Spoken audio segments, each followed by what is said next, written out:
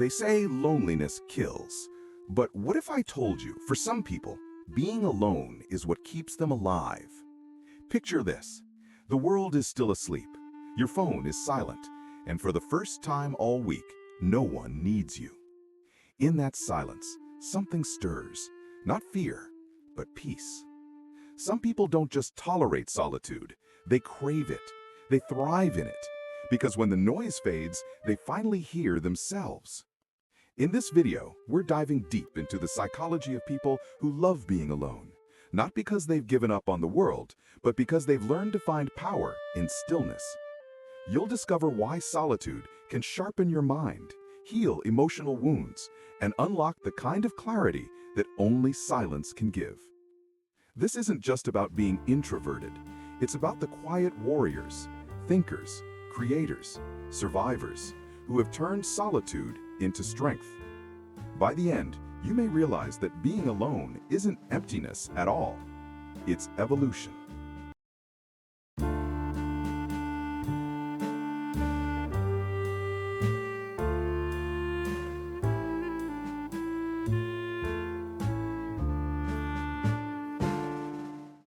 One, the quiet morning.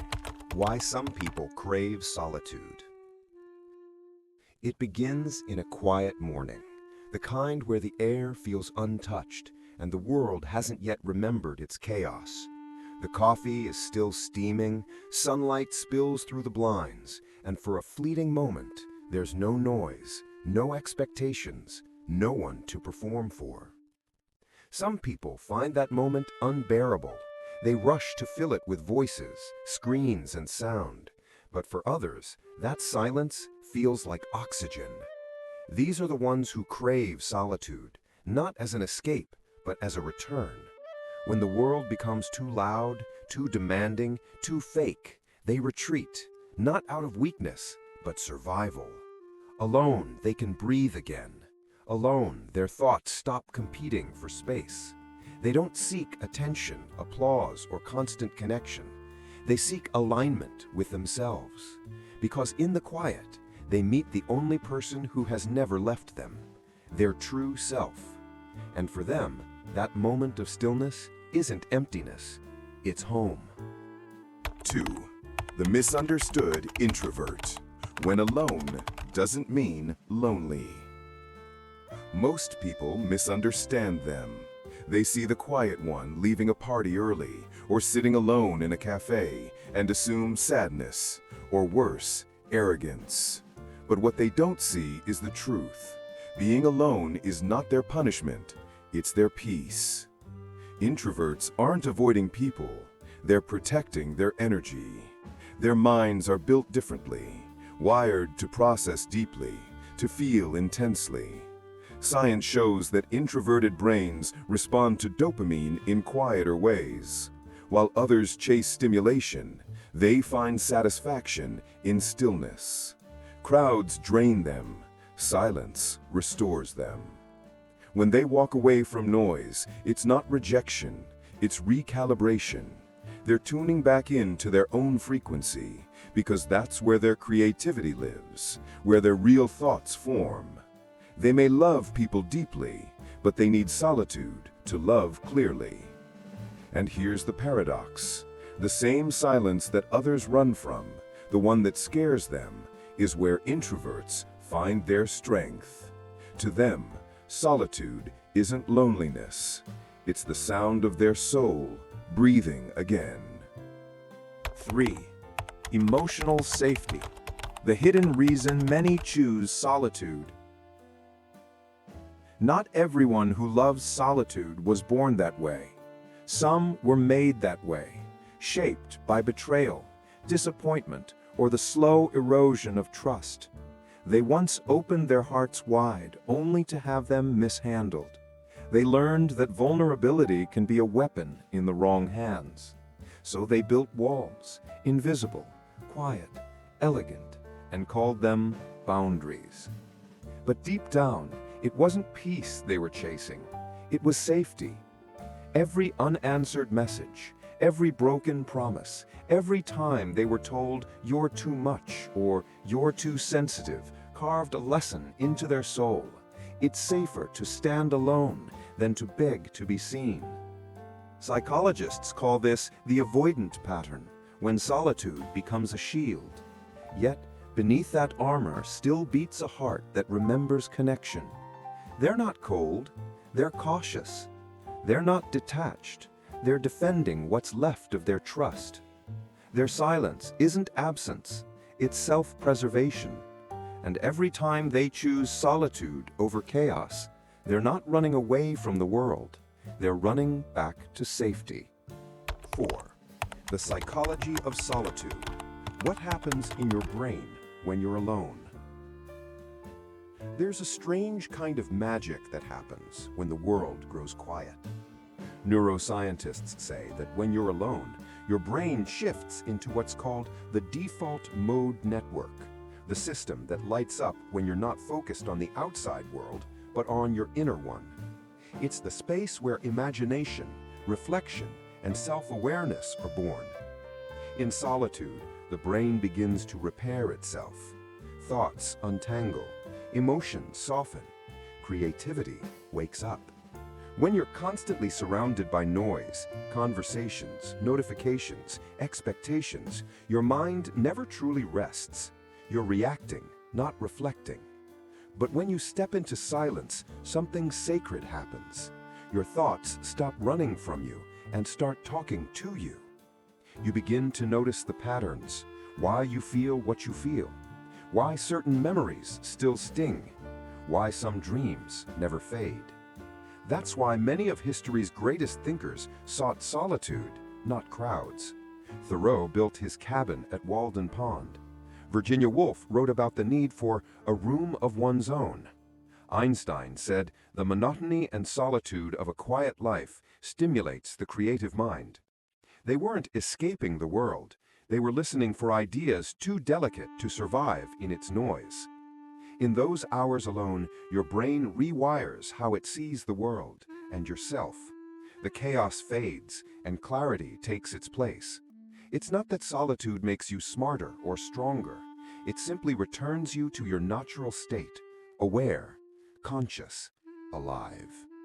Because when the noise dies, your truth finally has room to speak. And sometimes that voice, the one that only emerges in silence, is the one that changes everything. 5. The paradox of solitude, freedom, and fear. Solitude is seductive. It offers freedom, a kind of wild, unfiltered independence that no relationship, no crowd, no validation can match. You answer to no one. You move through the world on your own terms. There's no performance, no pressure to please, no fear of judgment. Just peace, control, clarity. But beneath that freedom often lives a quiet fear, the fear of being unseen. The same silence that protects you can also isolate you. Because when you stop needing others, it's easy to forget how to let them in. You tell yourself you're fine alone, and maybe you are, until a small moment betrays you, a song, a memory, an empty seat beside you, and suddenly the quiet feels heavy again. That's the paradox. Solitude gives you strength, but too much of it can harden you. You build a sanctuary, and one day realize it's also a cage. You crave connection, but the idea of being vulnerable again feels dangerous. So you stay safe, untouched, untouchable, strong, but aching. It's a delicate balance few people ever master, the art of being alone without becoming lost in it. Because freedom without closeness can become emptiness. And sometimes, the bravest thing a solitary soul can do is to risk being seen again. 6. From pain to power, how solitude builds emotional intelligence. Here's what most people don't realize. Solitude doesn't just protect you, it transforms you. The ones who spent long stretches of time alone often develop a kind of emotional precision that others mistake for mystery. They can read the room before anyone speaks, sense tension before it erupts, and feel the undercurrent of emotions most people overlook. Why? Because solitude forces self-awareness. When you're alone, there's nowhere to hide from yourself. You face your fears, your triggers, your contradictions. You learn to sit with discomfort instead of running from it. You observe your own reactions, why certain words sting, why silence feels heavy, and in doing so, you start mastering them. Psychologists call this emotional intelligence born from necessity. Without the constant noise of others, your empathy sharpens. You recognize pain because you've sat in it. You offer patience because you've needed it. You communicate calmly because you know what chaos feels like inside. And this is where solitude becomes power. It's not just peace, it's clarity. Not isolation, but insight. Those who have walked through their own silence emerge with a kind of quiet confidence that doesn't need validation. They can hold space for others because they've learned how to hold space for themselves. They don't love being alone because they've given up on people. They love it because solitude taught them the hardest, most valuable skill of all: how to understand a heart, starting with their own. 7. The shadow side, when solitude turns into isolation. But solitude, like any medicine, can turn toxic when the dose is too high. What begins as healing can quietly become hiding. You tell yourself you just need space, but days turn into weeks, and suddenly the silence that once grounded you starts to swallow you whole. You stop answering messages, not out of anger, but exhaustion. The thought of explaining yourself feels heavier than being misunderstood. So you retreat deeper, convincing yourself you prefer it this way. And, in a sense, you do. Because solitude feels predictable, safe. No one can hurt you if no one gets close. Yet safety isn't the same as peace. In time, the quiet becomes a wall, and you begin to mistake numbness for calm. Psychologists call this hypervigilance, when the mind stays on guard, even in moments of stillness. You stop relaxing even when you're alone, because a part of you is always bracing for pain that no longer exists. This is the shadow side of solitude, when protection becomes isolation, and independence turns into emotional distance. You start surviving instead of living. And though the world can't see it, the loneliness beneath your composure begins to echo. You wanted space to breathe, but now it feels like there's too much air and not enough life. 8. Healing solitude, turning loneliness into growth. Healing doesn't begin the moment you escape loneliness. It begins when you stop running from it. Because loneliness isn't your enemy, it's a messenger. It arrives to show you the places within yourself that still need care, attention, and honesty. And if you dare to face it, really face it, solitude can become your most powerful teacher. It starts small. One quiet evening, you stop reaching for distractions. You sit with the ache instead of numbing it. You ask yourself the questions you have avoided. What am I afraid to feel? What am I trying to forget? And slowly, the silence that once felt unbearable becomes something else, a mirror. You begin to see your wounds not as weaknesses, but as maps. Each scar tells you where you've been and how much you've already survived. Healing solitude means learning to use your time alone as a forge, not a fortress. You start journaling, walking without music, creating art just for yourself. You breathe deeper. You forgive slower. You begin to rebuild trust, first with yourself, then with the world. And the more you listen to your inner voice, the less desperate you become for noise to fill the emptiness. Because the truth is, you were never broken, only buried under years of noise, pain, and performance. Solitude simply clears the space for you to meet yourself again. And when you do, when you finally find peace in your own presence, you realize something life-changing. You were never lonely. You were only waiting for you. 9. Connection beyond presence. Redefining relationships. Something beautiful happens once you've made peace with solitude. You stop seeking connection from desperation and start creating it from authenticity. You no longer cling to people out of fear of being alone. You choose them because their presence adds harmony to your silence, not noise to your mind. True connection isn't about constant contact, it's about energetic alignment. You can sit beside someone for hours without speaking and still feel understood. You can be miles apart and still feel seen. Because once you've learned to connect deeply with yourself, your relationships change. They become quieter, but truer. Solitude teaches you what kind of love your soul needs. Not the kind that fills the silence, but the kind that respects it. You stop chasing attention and start valuing presence. You stop mistaking intensity for intimacy. You realize that love isn't about merging with someone, it's about standing whole beside them. And when two people who are at peace with their own solitude find each other, that's not dependence, that's resonance. That's connection beyond proximity, beyond words, beyond need. Because real closeness doesn't mean losing yourself in someone else.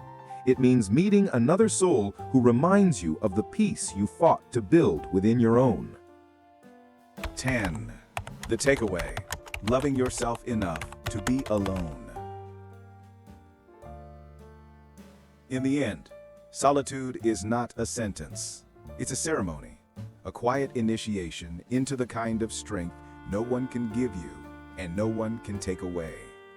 The world teaches us to fear being alone, to see it as failure, emptiness, a void to escape. But the truth is far more powerful. Being alone is how you remember who you are before the world told you who to be. When you learn to love your own company, you stop begging for crumbs of attention. You stop performing for belonging. You stop confusing connection with validation. You begin to live from a deeper place, calm, grounded, unshakable. Because solitude at its core isn't isolation, it's integration. It's where you gather all the lost parts of yourself and finally bring them home. It's where self-worth stops being a theory and becomes your truth. So maybe the question isn't, how do I stop being alone? Maybe it's, how do I finally stand with myself and not flinch? If you've ever felt unseen, unheard, or misunderstood, know this: being alone doesn't make you broken. It makes you awake.